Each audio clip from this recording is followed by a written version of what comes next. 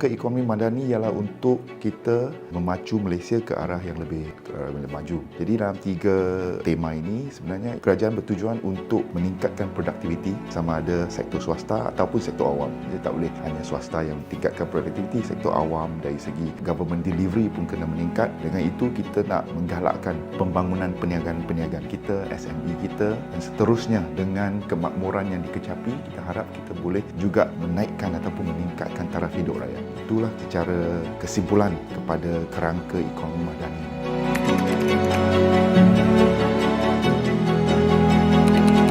Saya rasa ada banyak yang salah faham tentang isu subsidi bersasar ini. Sebab mereka melihat subsidi bersasar ini daripada perspektif subsidi dikurangkan. Itu sebenarnya tidak benar. Kita patut melihat dasar subsidi bersasar dari perspektif pengurusan kewangan yang lebih cekap. Sebab mengapa? Hari ini kita punya kos subsidi dah mencecah 81 bilion ringgit. Setiap sen yang kita guna ini, kalau dia pergi terus kepada kumpulan sasarannya, contohnya orang miskin, golongan pekerja, itu okey. Tapi masalahnya ialah dia tidak hanya dinikmati oleh rakyat Malaysia dalam kumpulan sasar, malah dinikmati contohnya oleh warga asing yang ada di Malaysia.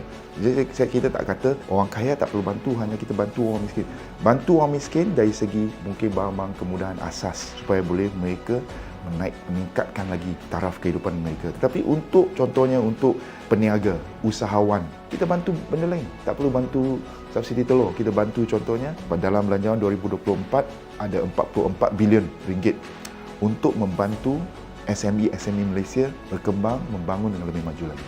Jadi itu subsidi bersasar, bukan mengurangkan subsidi, tetapi kita nak menumpukan sumber negara ke tempat yang betul, bagi bantuan kepada golongan sasaran. Kalau golongan sasaran itu orang miskin, kita bagi orang miskin. Kalau golongan sasaran bantuan itu untuk SME, kita bagi SME. Kita tak mau buat benda yang subsidi pukal itu menjurus kepada bukan saja pembaziran, malah ketirisan. Tadi saya dah sebut.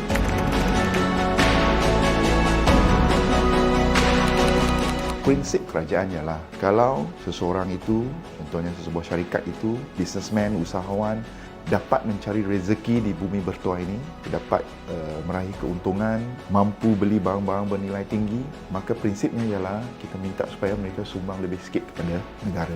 Sebab akhirnya apabila hasil kerajaan naik, hasil ini, wang cukai ini akan disalurkan semula. Kita nak bina infrastruktur, kita nak menyediakan kemudahan-kemudahan asas, kita nak mempermudahkan ataupun memudah cara peniaga-peniaga Malaysia untuk mendapat pinjaman, bantuan, geran dan sebagainya. Akhirnya hasil cukai ini akan dapat balik, dipulangkan balik sama ada kepada rakyat ataupun peniaga Malaysia.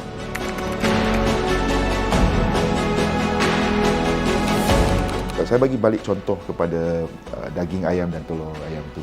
Kalau kita apungkan harga daging ayam dan telur ayam kepada harga pasaran, maka semua orang perlu beli harga dari segi harga pasaran. Tetapi pada masa yang sama, untuk membantu golongan yang kurang mampu, contohnya B40, jadi kita bagi STR, kita bagi bantuan program SARA supaya mereka boleh gunakan wang tunai ini untuk menampung harga membeli telur dan daging ayam pada harga pasaran. Itu bantuan secara bersasar. Jadi untuk saya, bantuan seperti ini mungkin dilihat lebih sesuai, lebih adil dan lebih tepat pada sasaran yang kita target itu. Dan tahun ini kita akan meningkatkan bantuan SDR daripada 8 bilion ringgit kepada 10 bilion ringgit. Dan pada masa yang sama, penerima bantuan bukan saja mereka akan dapat peningkatan dari segi wang yang diterima, malah penerima juga akan menerima RM100 setiap bulan tunai dalam program SARA untuk membantu mereka berdepan dengan kos sara hidup.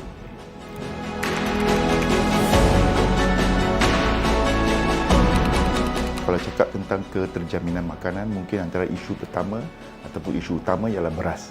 Dalam belanjawan 2024, kerajaan akan meningkatkan peruntukan untuk sektor padi dan beras. Peningkatan lebih kurang 600 juta ringgit. Jadi apa yang kita lihat di dalam belanjawan 2024, pesawah contohnya, mereka akan mendapat kenaikan dalam subsidi padi. Skim subsidi padi dulu RM350 per metrik ton. Tahun depan kita akan tingkatkan daripada RM350 kepada RM500 per metrik ton. Malah harga lantai pembelian padi juga meningkat kerajaan naikkan harga lantai dari RM1,200 per metrik tan kepada RM1,300 per metrik tan. Jadi ini maksudnya kita nak menggalakkan produktiviti yang lebih banyak, kita nak menjaga hal ehwal pesawar, petani supaya mereka mampu menghasilkan hasil tani yang lebih tinggi bagi menampung keterjaminan makanan. Dan secara keseluruhannya, sektor keterjaminan makanan mendapat peruntukan lebih kurang RM3.6 bilion, hampir RM4 bilion, ya, untuk memastikan Malaysia mempunyai jaminan dari segi food security.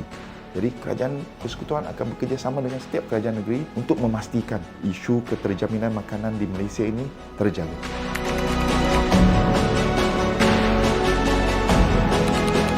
Nama penuh Akta ini ialah Akta Kewangan Awam dan Tanggungjawab Fiskal 2023. FRA ini senang cerita dia ikat tangan mana-mana kerajaan untuk memastikan kerajaan melaksanakan urus takbir yang baik dari segi pengurusan kewangan. Kalau kerajaan nak menetapkan kadar hutang contohnya, kerajaan tak boleh cakap saja. Dia kena tetapkan harga kadar hutang itu di dalam parlimen. Kalau tak dapat capai, maka kerajaan perlu balik ke parlimen dan bentangkan kenapa tak dapat capai.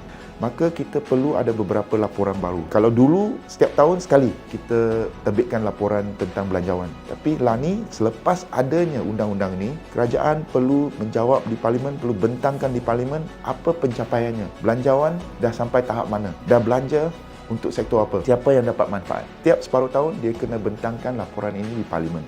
Malaysia ingin menuju ke arah tata kelola baik dalam pengurusan kewangan. Dari segi pengurangan defisit, ya, terlebih dahulu kita kena sedar mengapa penting untuk kita mengurangkan defisit. Sebab defisit maksudnya, konsep yang mudah ialah kita berbelanja lebih daripada gaji kita. Jadi dalam keadaan itu, apabila belanja lebih daripada gaji, maka kita kena berhutang. Kalau defisit tinggi setiap tahun, maka hutang kita selalu akan meningkat. Jadi kerajaan terpaksa, bila hutang meningkat, maka dia akan membebankan bukan saja generasi hari ini, tetapi generasi yang akan datang, membiayai, menanggung hutang yang kita buat pada hari ini, anak cucu kita kena tanggung. Jadi sebuah kerajaan yang bertanggungjawab perlu memastikan agar hutang kita bukan saja terkawal, tetapi hutang kita, kalau kita ambil hutang, kita tak boleh ambil hutang untuk pembaziran. Kita ambil hutang, kalau keperluan ambil hutang, maka hutang itu digunakan untuk perbelanjaan yang produktif. Contohnya membina infrastruktur awam, kemudahan asas, bina sekolah, hospital, pembangunan.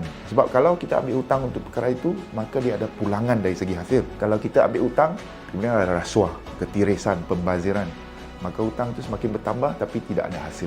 Jadi kerajaan berbelanja secara berhemah. Kita pastikan tiada rasuah, penyelewengan, ketirisan, pembaziran, maka perbelanjaan berhemah itu kita dapat mengawal perbelanjaan kita.